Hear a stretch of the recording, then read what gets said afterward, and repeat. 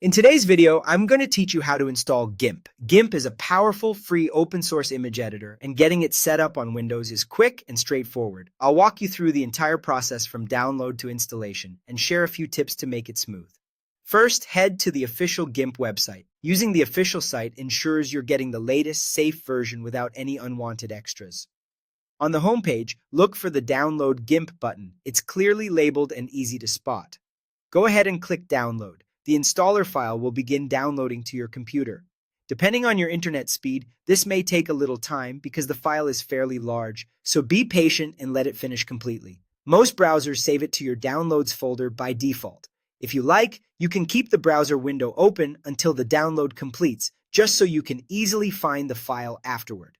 Once the download is finished, open the downloaded.exe file. You can do this directly from your browser's downloads list or by opening your downloads folder and double-clicking the GIMP installer. When Windows asks for permission to make changes to your device, click Yes. This is a standard security prompt to allow the installer to run. The GIMP setup window will appear. The defaults are designed to work well for most users, so you won't need to change anything here. Simply click Next and then click Install. From there, GIMP will begin installing the necessary files on your system. You'll see a progress bar, and this part can take a few minutes. It's normal for the window to pause occasionally while it copies files, so just let it run. Keeping your laptop plugged in and your system awake during this part helps ensure it completes without interruption. When the installation finishes, you'll see a confirmation screen. Click Finish. That's all there is to it.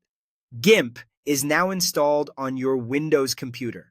You'll find it listed in your Start menu under GIMP, ready for your next photo editing project.